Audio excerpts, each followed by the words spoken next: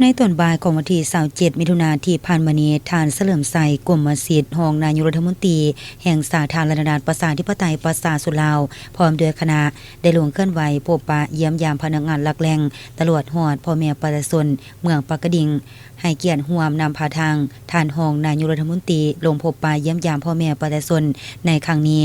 มีท่านสนธนูธรรมวงศ์เลขาพรรคแขวงประธานสภาประชาชนแขวงซึ่งท่านรองนายกรัฐมนตรีพร้อมด้วยคณะได้เดินทางพบปะเยี่ยมยามอำนาจการปกครองพ่อแม่ประชาชนบ้านทุ่งนามีเมืองปากกดิ่งท่านเสิงเฮอหลี่จางรองประธานคณะกรรมการตาแสงทุ่งนามีได้รายงานว่าบ้านทุ่งนามีขึ้นกับตาแสงทุ่งนามีเนื้อที่ 4,000 กว่าเฮกตาร์มี3ส่วนเผ่าคือเผ่ามงกวม50ส่วนหอยเผ่ากึมมุกวม10ส่วนหอยและเผ่าเหล่าลุมกวม40ส่วนหอยมี 1,328 ครอบครัว 1,444 หลังคาเรือนพลเมืองมีทั้งหมด 1540 คนหญิง 5,150 คนอาชีพของพ่อแม่ประชาชนส่วนใหญ่แม่นยึดถือการทำการผลิตกสิกรรมปลูกฝังเลี้ยงสัตว์และค้าขายจำนวนหนึ่งสิ่งที่ผลเด่นในการพัฒนาพื้นฐานโครงสร้างของบ้านในระยะ3ปีผ่านมาอำนาจการปกครองเมืองบ้านตำรวจฮอดพ่อแม่ประชาชนได้พร้อมกันประกอบส่วนสมทบทุนฮอนเข้าในการก่อสร้างเส้นทางปีตรงภายในบ้านได้จำนวน3เส้นขนาดกว้าง5เมตรมีความยาวรวมทั้งหมด 1,500 กว่าเมตรรวมมูลค่าในการก่อสร้าง925ล้านกว่ากีบ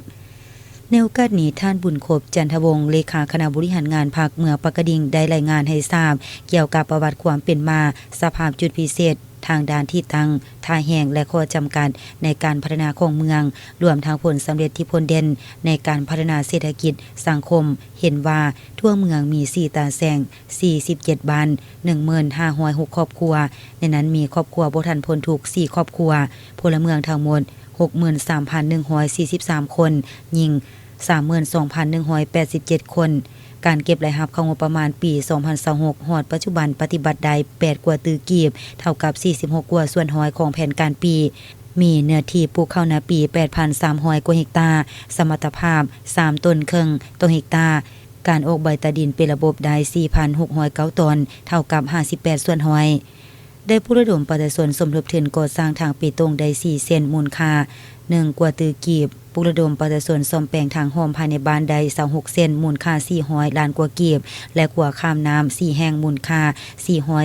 430ล้านกว่ากีบในโอกาสที่มีความหมายสำคัญดังกล่าวท่านรองนายกรัฐมนตรียังได้ให้เกียรติมีคำเห็นและโอลมและเน้นหนักให้เอาใจใส่เติมต่อกับการจะตั้งปฏิบัติเวียกงานบางด้านภายในเมืองเป็นต้นการสืบต่อปลุกระดมประชาชนสมทบทุนก่อสร้างทางปีตรงเพื่อสามารถเชื่อมต่อระหว่างบ้านต่อบ้านเฮือนต่อเฮือนให้มีความสะดวกสบาย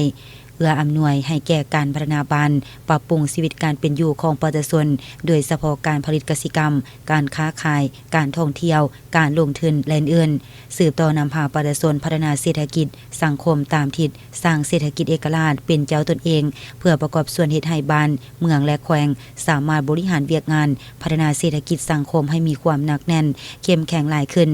หลังจากนั้นท่านรองนายกรัฐมนตรียังได้เป็นสักขีพยานพิธีมอบหาเครื่องอุปกรณ์การแพทย์และเงินเพื่อสมทบทุนก่อสร้างทางเปตงภายในเมืองปากกดิ่งจากบริษัทเจริญศรีกองพลังงานโครงการไฟฟ้าน้ำเทินหนึ่งและศูนย์กลางสาวหนุ่มประชาชนปฏิบัติลาวรวมมูลค่าทั้งหมด1.300ล้านกว่ากีบ